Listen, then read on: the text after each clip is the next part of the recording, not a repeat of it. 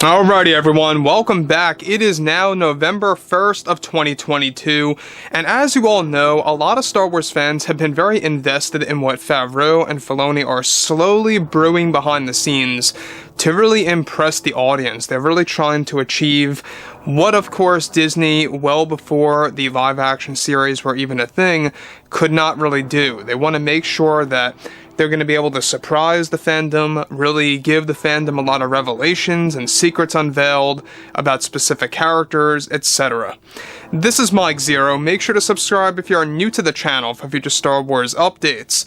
Also, by the way, guys, make sure to drop a thumbs up on this video to support the channel. I thank you also very much for the kind support. It is greatly appreciated. Now, one thing about John and Dave is that they are pretty much all eyes on Star Wars Legends.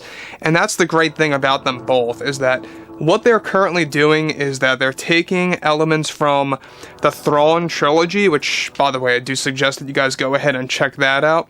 But also, we have, of course, a lot of other elements from Dark Empire, Shadows of the Empire, The New Jedi Order, and a whole lot of other books that are going to be used for telling new tales in live-action form in this new Return of the Jedi or post-Return of the Jedi timeline. Now that brings us to exactly what's been going on behind the scenes for, of course, FAVREAU and Filoni, and how it involves actor Pedro Pascal. Now, as you all know, actor Pedro Pascal has been through a couple of problems with John, Dave, the Disney executives, and a lot of other aspects with some of the Star Wars TV shows. Now, one TV show in particular, Pedro Pascal is actually leaving from, that FAVREAU and Filoni are currently writing, and this has caused a couple of problems behind the scenes, so let's dive right into it. Now, with Disney and Lucasfilm now focused on their new Star Wars universe, with FAVREAU and Filoni focused on over a dozen Star Wars projects at once, one of the Star Wars projects is going under great change due to actor Pedro Pascal. Now, it's noted that with the Bo-Katan series script almost complete with an official announcement slated for Star Wars Celebration and/or D23 next year, actor Pedro Pascal initially had a back-and-forth situation of being involved with this series and not being involved, and is now said to be officially leaving the show as djarin. Now, the main reason has to do with the fact that Pedro Pascal not only wanted to keep his helmet off for more than 80% of the show, but also he wanted to diminish the workload when it came to Star Wars. The series was slated to involve Pascal in multiple scenes to interact with Katie Sackhoff's character Bo-Katan. However, as of late, Pedro has finally decided that he will be leaving this project as djarin for the first time, as John and Dave would only agree to allow Pascal to have 2 moments in which he takes off his helmet only. Now, let me just pause here quickly for a second. This is only for one show, to be very forward and exact, alright? It's not for the entire role of djarin or anything like that. So basically, Pedro is just leaving the Bo-Katan series. However, there is a flip side to that coin. FAVREAU and Filoni have a resolution to remedy the situation, alright? And basically, a lot of that has to do with ILM's brand new technology and how they can benefit from Pedro Pascal taking off of the series, taking a break, whatever you want to call it, and just walking off of the actual series. Now, the Bo-Katan series, by the way, it's not just going to be about Bo-Katan, kind of like how the Boba Fett show was not just about Boba Fett, it was also about Cad Bane, it was about other characters thrown in there. However, FAVREAU and Filoni are now looking at 2 possible resolutions to fix this problem. Number 1, they are looking to getting a new actor to stand in for Pascal to only do the actual visual scenes in the suit in which somebody isn't actually in the armor. And number 2, they are looking into a path of creating a voice synthesizer for djarin that will recreate Mando's voice by Pedro Pascal's cadence being used, that will adjust itself to different situations in the storyline. So let's be clear about this, is that Pedro Pascal is only leaving for this one Star Wars project. Let's not get that mixed up, alright? He's not leaving as djarin in the entire grand scheme of things by Jon and Dave, the entire plan of djarin. It's just this one show alone that he fell into a lot of creative differences with Jon and Dave. And a lot of it had to do with the helmet, a lot of it had to do with the types of scenes that he was actually set out to do in the Bo-Katan show.